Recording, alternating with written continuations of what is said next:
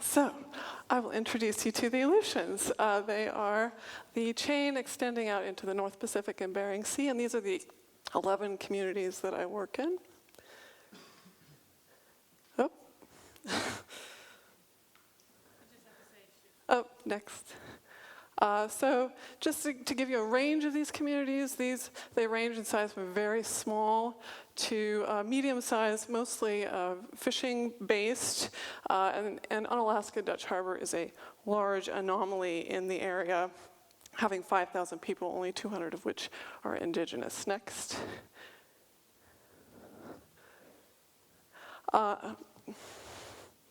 You went too far.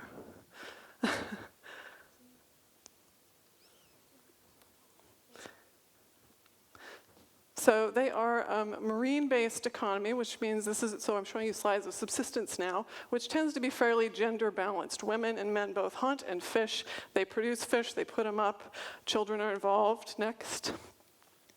And then they are also commercial fishermen, so you're looking at a range of vessels. And these guys are primarily, this sector is primarily dominated by men. Next. This is also an extractive landscape, meaning that there is a lot of transient labor that comes through here, processing lots of fish, taking anything from halibut, crab, salmon. They rarely come ashore, actually, unless they're just getting fuel, and then they leave. So it has this dramatic effect where they may never even come ashore. Next. So villages, and these are just a sample from one section of the area. Villages are disappearing and consolidating. So we have 2 villages actually growing with the rest of them shrinking and even disappearing. Next. And I'm going to talk to you about some of why that is. So these are the areas of movement that I'm going to refer to. So work, education, healthcare, breaks, and politics. And I'm going to go through each of these. But my overall point is that there's not an out-migration of any particular segment of the population. There's a lot of in and out migration, lots of flow. Next. So movement for work. We have a gendered labor market where men are primarily dominating the fishing sector. We have transient labor in the processing sector and in fishing, primarily coming from the Philippines and North Africa. But women tend to be the business managers and tend to be running the communities politically and running the family fishing business. Next. Movement for education. You have to have 12 kids in a school to keep the school open. So there have been 3 school closures on my watch in 20 years, which is the beginning of the end of a community. So when schools close, that's the end of young families in those communities. That means people are leaving and they're sometimes consolidating into other communities, larger communities. And also for higher education, you have to leave the community. And that's primarily done by women. Next. Healthcare is a major factor in the demographics of a community. The quality of your healthcare determines whether you get to have your elders in your community. It determines whether you get to have children. Most children are born in Anchorage now. You may have these beautiful healthcare facilities, but they're poorly staffed, poorly stocked. So having healthcare is really key. Next. People also leave because they need breaks. These are small communities where tensions can fester really easily. So people will sometimes go to Anchorage or go to a separate village in order to just get away, but they come back. So there's this sort of back and forth. And usually it's women that are sacrificing themselves in this context. Next. Politics is also a major factor in movement. Anchorage is the political center where major decisions are made that affect everybody on the ground, everybody in these villages. So people go out to Anchorage all the time to protect their communities and protect their resources, and they may go all the way to Washington, D.C., which you see on the right here. And sometimes that means permanently leaving just in order to be a political voice for their communities. Next. So I want to just highlight briefly a subsistence project that I've done. I've surveyed all of these communities, household surveys, looking at what people hunt and fish, what they share, what they gather, how they relate to one another. So there's 11 communities here. Next. I'm just going to, briefly talk about some of the data. This just shows, some profiles of each community and what they're harvesting. This is a sample of mapping these data and kind of showing how people use the landscape. Next. Well, one of the major components of this project was looking at wild food sharing networks and really thinking about the movement of people and the movement of food. So this doesn't show you very much. This is like a pile of spaghetti on the plate. Next.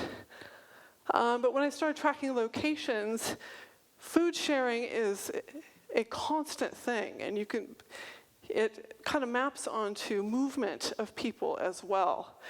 So one of the things that I've noticed is that people that live in Anchorage that may have had to relocate to Anchorage or even out of state or even further up north in order to renew themselves or in order to get away from the community or work in politics or whatever the reason is, they still get this movement of food into their houses, and that is the way that they maintain this connection with their community, the way that they maintain that identity, so that leaving your village is okay for a short period of time. And again, the bulk of people that are having to do this or that choose to do this are women. Next. This just shows a finer scale of movement of food, looking mostly at land mammals. It's not something we really think about in the Aleutians because this is a sea-based economy, but they have lots of imported land mammals that they've brought in to boost their economy as well, just like sheep here. They have sheep on some of these islands as well, and looking at the movement of food and the movement of people. Next. And I just want to highlight mobility influences a little bit here. I know we tend to downplay this as just sort of one of the things that is in the way in terms of getting around. But the Aleutians are a particular challenge for movement, and it really structures major decisions for people. So if you need to relocate or if you need to move, it's very challenging and it's incredibly expensive. Everything's by air and sea. The weather is horrific. These are little planes that really determine your ability to move. And there's no jets like I flew in here. People say lots of travel prayers. Next. There's also an unawareness of other people's communities. So there's 11 villages across the chain, plus 2 up in the Bering Sea. And it is very rare for people to see each other's communities because of that cost and that expense. So almost all interaction is done in Anchorage, or it's done on the fishing grounds. So men actually have more social interaction with each other, more of a connection between communities than the women are able to do. And all of that is done in Anchorage. And again, cost factors in. I just want to, on the next slide, periodically, this is a funny game I have some people do out in the villages. They go to the grocery store, and I have them take pictures of what they bought and tell me what it costs. And what I want you to know is I don't need to lecture anybody in the North about cost of living, of course, but what I want you to see here is quality.